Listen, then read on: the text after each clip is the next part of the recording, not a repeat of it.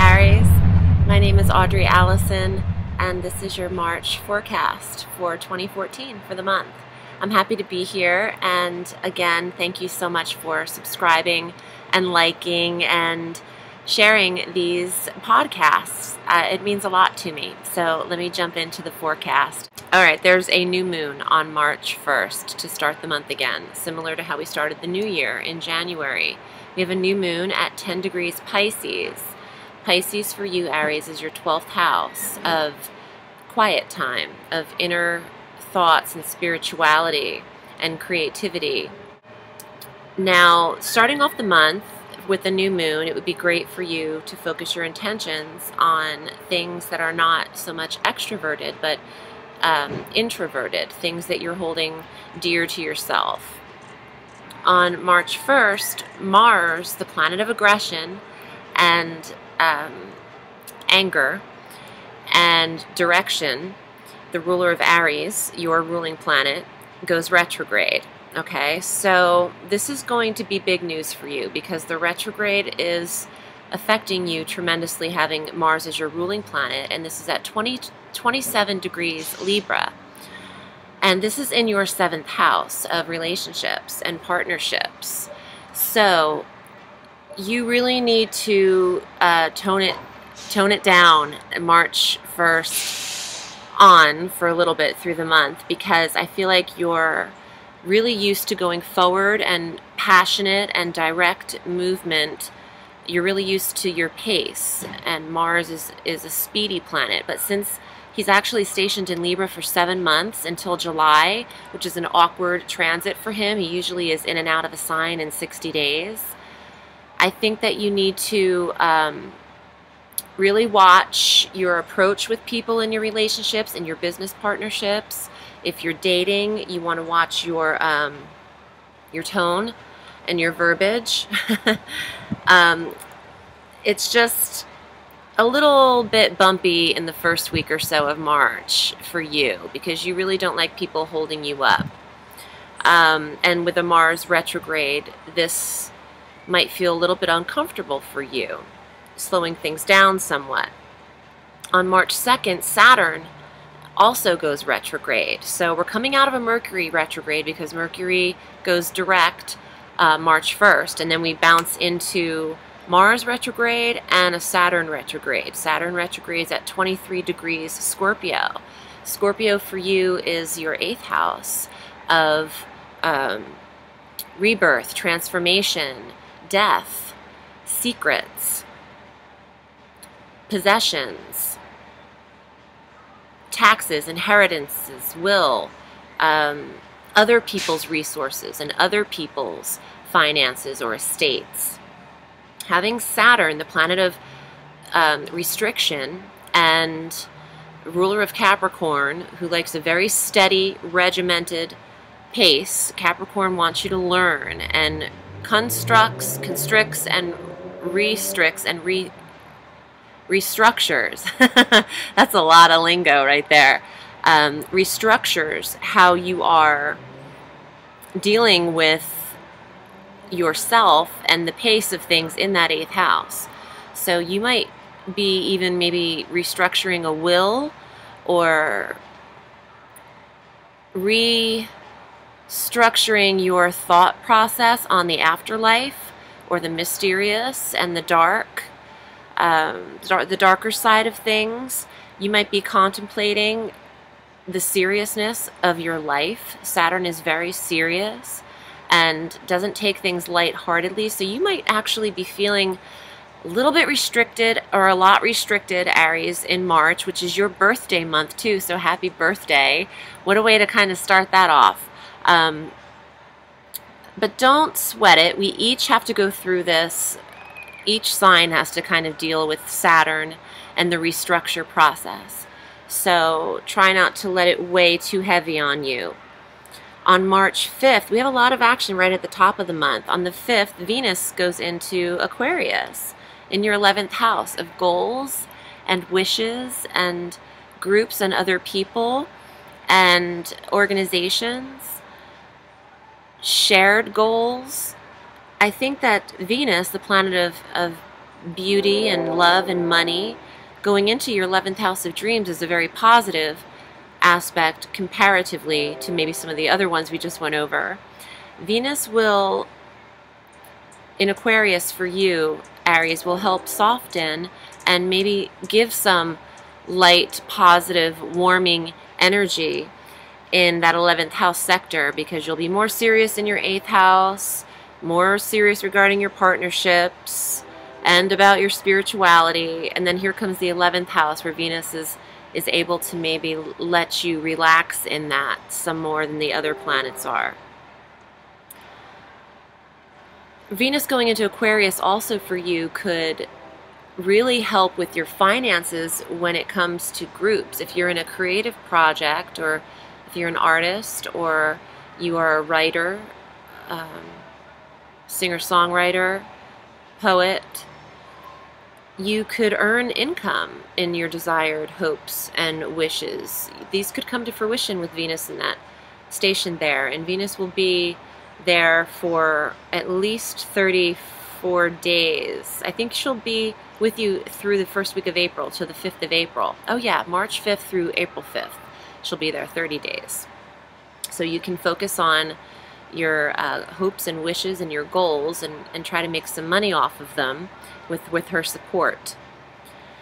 On the 6th, we haven't even covered a full week of March yet, and we've got all this stuff happening. On the 6th, Jupiter now goes direct. Yay! I mean, Jupiter has been in Cancer for quite some time, since last June 26th, actually. And Jupiter will go direct 10 degrees Cancer, so still be in that sign. Doesn't transit into Leo until this coming July 17th.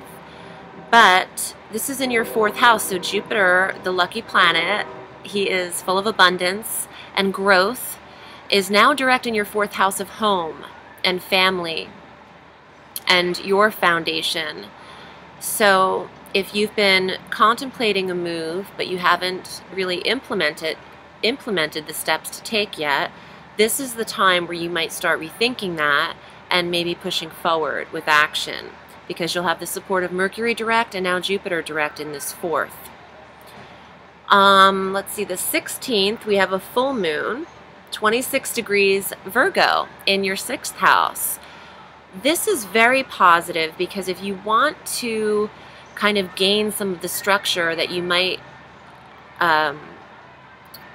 feel a little bit chaotic in the top of the month, the first week or so, but having this full moon in an area that really supports your routine, your daily health and regimens, your daily work routine and schedule, this is a really good sector for this to illuminate some structure and maybe balance into your life with Virgo.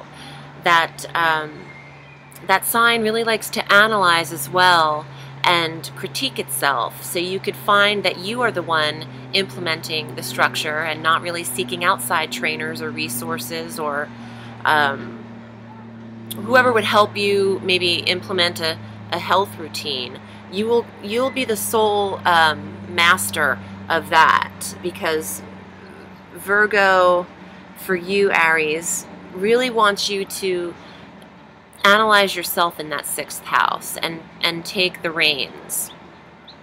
On March 17th, St. Patrick's Day, Mercury moves into Pisces in the 12th, again in your 12th house, which Pisces rules, of psychic ability, spirituality, and dreaminess, creative dreams, your quieter self. Mercury, the planet of communications and the intellect, could have you really focused on this 12th house. You could be speaking a lot about your spiritual quests, your missions, maybe some dreams you've had. You could seek dream interpretation and therapy, or psychoanalyst of dream theory.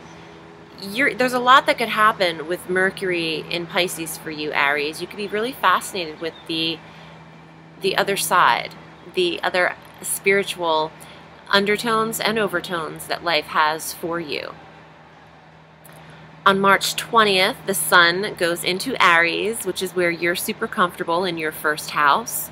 So happy birthday and happy spring, or actually, depending on which hemisphere you're in, it is your spring or your fall. So happy autumnal equinox for those of you who are not where we are in the northern hemisphere, and happy vernal equinox for everyone in the northern hemisphere. On March 30th, oh, I wanted to say this. I'm sorry, I was distracted.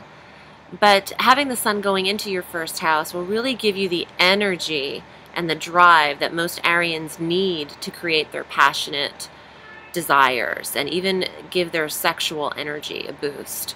The sun going into your first house on the 20th, like it does every year, is much needed from the pace of how the top of the month seems.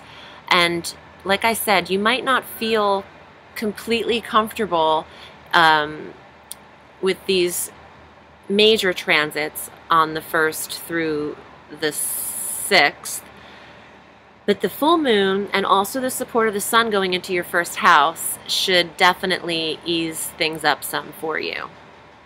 And then we also end the month on the 30th with a new moon again. So now it's like, it's crazy land now, because we're doing 2 new moons in the month.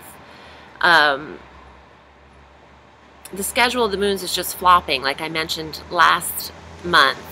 So we're ending on the new moon, 9 degrees Aries, your great moon again in your first house. 9 degrees Aries, this is where you definitely want to set your intentions on the full year.